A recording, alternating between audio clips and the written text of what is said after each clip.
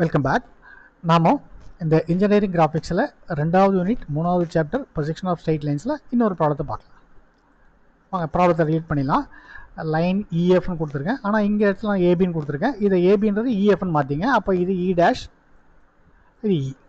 ஓகேங்களா? ஸோ இந்த லைனோட லென்த் வந்து 45 mm. parallel to VP and perpendicular to HP. inclined to HPனாலும் perpendicular to HPனாலும் ஒன்று தான். inclined to HPன்றது 90 degrees to HP or perpendicular to HP ரெண்டு ஒன்று தான். one end 20 above HP, 15 in front. அப்போது நீங்கள் என்ன பண்ணணும், முதல்ல ஒன் எண்டை மார்க் பண்ணுங்கள். XY ரெஃபரன்ஸ் லைன் வரைஞ்சிட்டு ஒன் எண்டை முதல்ல மார்க் பண்ணணும். ஸோ இப்போ கொடுத்துருக்கிற டேட்டாவை பார்த்துக்கலாம். இஎஃப் வந்துட்டு 45 lines, parallel to VP, perpendicular to HP, 1 end 20 above, 15 in front. இப்போ 1 end 20 above E dash mark பண்ணியாச்சு, 15 in front, 15 below XY mark பண்ணியாச்சு. இப்போ அடுத்து என்ன பண்ணணும், லைன் perpendicular to HPன்னு கொடுத்துருக்கு. லைன் perpendicular to HPன்னா ஃப்ரண்ட் வியூவில் தான் அந்த லைனோட லென்த்து, கரெக்ட் லென்த் 45 mm கிடைக்கும். பர்பெண்டிகுலர் ஹெச்பின்றது தீட்டாவை பொறுத்த வரைக்கும் 90 டிகிரி ஆகுது. பர்பெண்டிகுலர்ன்றது 90 டிகிரி இல்லைங்களா? ஸோ நெக்ஸ்ட் ஸ்டெப் என்னவா இருக்கும், இப்போ இலேருந்து ஃப்ரண்ட் வியூ தான் நீங்கள் முதல்ல வரையணும். ஏன்னா லைன் பர்பெண்டிகுலர் ஹெச்பின்னா அந்த பர்பெண்டிகுலர் ஹெச்பின்றது ஃப்ரண்ட் வியூ தான் க்ளீனாக தெரியும். ஸோ அந்த இ டேஷ்லேருந்து இதை நீங்கள் எக்ஸ்டெண்ட் பண்ணிங்கன்னா அதில் F dash, E dash F dash equal to 45 mm. அதுதான் இங்கே கொஸ்டினில் கொடுத்துருக்கு. இதை டார்க்கன் பண்ணுங்கள், இ டேஷ் எஃப் டேஷை டார்க்கன் பண்ணுங்கள். இதுதான் ஃப்ரண்ட் வியூ.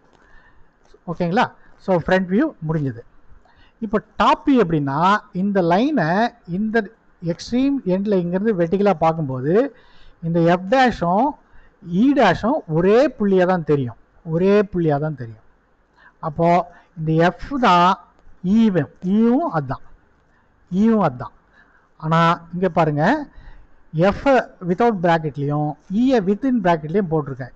ஏன், இப்போது இந்த ஆப்ஜெக்டை இந்த எக்ஸ்ட்ரீம் பொசிஷனில் பார்க்கும்போது இந்த எஃப் டேஷும் இ டேஷும் புள்ளியாக எஃப்இயாக தெரியுது. இந்த அப்சர்வருக்கு எந்த புள்ளி கிட்டத்தில் இருக்குது, எஃப் புள்ளி கிட்டத்தில் இருக்குது. எது தூரத்தில் இருக்குது, இ வந்து தூரத்தில் இருக்குது. அப்போ கிட்டத்தில் இருக்கிறத தெரியுமா, தூரத்தில் இருக்கிறது தெரியுமா?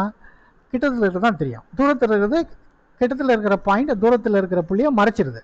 ஸோ கிட்டத்தில் இருக்கிறத வித்தவுட் ப்ராக்கெட்லேயும் தூரமாக இருக்கிற புள்ளி வித்தின் ப்ராக்கெட்னு போட்டிருக்கேன். அப்போ வித்தின் ப்ராக்கெட்டில் எழுதுனா என்ன அர்த்தம், ஹிடன் பாயிண்ட்னு அர்த்தம். ஹைட் பண்ணியிருக்கு. இந்த எஃப் வந்து இஏ ஹைட் பண்ணிடுச்சு, மறைச்சிடுச்சுன்னு அர்த்தம். அதனால் இந்த மறைஞ்சி போன புள்ளியை வந்து வித்தின் ப்ராக்கெட்டில் எழுதிருக்கேன். இது ஒரு ப்ரொசீஜர், இதையும் நீங்கள் ஞாபகம் வச்சுங்க. ஸோ இதுதான் ஆன்சர். வாங்க இதோட கேட் டயக்ராம் பார்த்துக்கலாம்.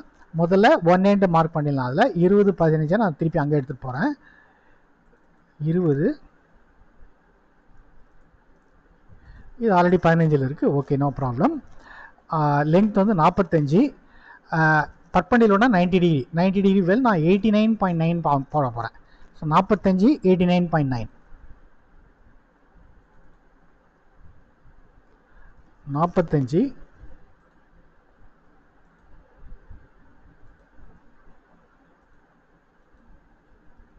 90க்கு பேர் நான் 89.9 போடுறேன்.